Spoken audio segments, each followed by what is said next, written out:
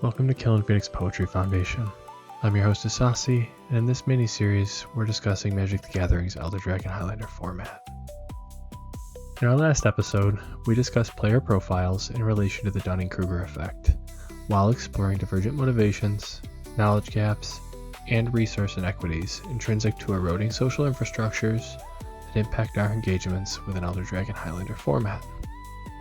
Naturally, it makes sense to follow up with methods for evaluating personal performance, so we'll propose a model for self-assessment favoring an example-based approach to personal discovery. And if we're going to do this, storytelling seems most likely to connect. So let's start from the beginning. I was born in Syracuse, New York, and attended kindergarten at St. Lucy's Church. However, my life as a child is better characterized by rural poverty than any urban variety. My brother introduced me to Yu-Gi-Oh! With release of the original starter decks in 2002. We quickly discovered local tournaments that play the game Read the Story, formerly Altered States in Syracuse, where I earned a Yu-Gi-Oh! Millennium Puzzle Duelist King Champion trophy in 2003. Afterward, we began traveling to regional events, as I became a top 3 ranked Yu-Gi-Oh! Player in the northeastern United States across a few years. Honestly, without access to the internet, I didn't know my online ranking, or that such a system even existed early on, but my name on a tournament sheet in New York City drew a crowd and resulted in some finger pointing and discussion, as did consistent top 8 performances across states. During a regional tournament at Millennium Games in Rochester, a young man and member of our local community, on the verge of his first top cut, broke into tears when he discovered his name next to mine for a win-and-in match in the final rounds of Swiss, with nearly 400 players in attendance. I did my best to provide some encouragement and hope before our match began, but in our first game, he got off to a splashy start, after some deliberation, and dropped me to 500 life points on his first turn. Before he began executing his line, I suggested that if he couldn't win the game on that turn, he should slow down and develop a game plan. As he passed his turn with 0 cards in hand, I casually explained that he was drawing dead and lost the game, which incited him to scream, with a voice cracking at the inflection. "How do you know that? You can't know that." I took a 1-0 lead about 6 turns later, with multiple judges observing our match, and secured my spot in top 8 with another win in our next game. Afterward, we shared a brief, heartfelt conversation about development and next opportunities. And Alex, if you're watching this, I hope you're doing well, man. In 2008, a macroeconomic shift occurred, and it was a rough 36 months. Like, if you know, you know, but I'm not going to get into it. By the time I began exploring Magic the Gathering's standard format at local FNMs, it was obvious that a Magic the Gathering Pro circuit was not designed to support poverty-stricken talent, and I was quick to move on from Pro Tour aspirations. I earned a bachelor's degree in physics, graduating with summa cum laude honors in 2014. And as I've already shared, I began exploring Elder Dragon Highlander in summer of 2023 as a means of connecting through a shared hobby with my brother. Not so different from how our story begins. With a very brief summary of a life half consumed, perhaps our self-evaluation maps.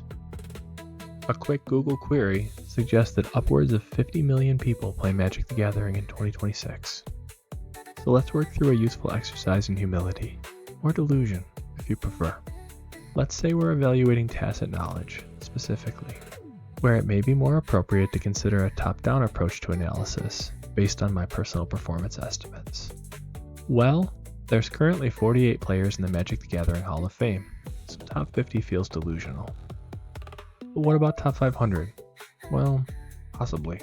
But that feels disrespectful to everyone who has stuck with Magic the Gathering across decades, also valuing and honing habits of continuing learning. In addition to every young person sinking energy far exceeding my own into learning and innovation within a unique set of social and technical constraints intrinsic to Elder Dragon Highlander. So top 500 also feels out of bounds. How about top 5,000? Even this feels uncertain, despite stories shared from decades past. Magic the Gathering is a very different game structurally than Yu-Gi-Oh! And Versus systems, Plus, I'm sort of curious to know what criteria we might implement to evaluate tacit knowledge, given that definitions and related metrics remain wholly unspecified. Yet a top 50,000 personal performance estimate implies that my tacit knowledge is remarkably high, scoring in the 99.9th percentile within a population of 50 million Magic the Gathering players, which means that if I were one of 1,000 random Elder Dragon Highlander players in a room, my tacit knowledge competency would be higher than 999 of them and lower than 0 of them.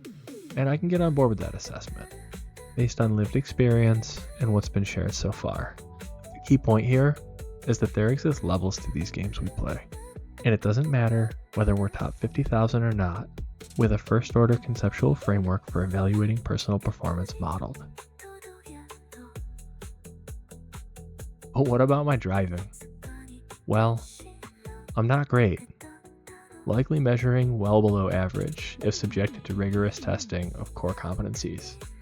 After graduating from college and securing my first salaried engineering role, I purchased a Volkswagen Jetta with a standard transmission to break a dangerous habit of playing Clash of Clans while driving to and from work in traffic.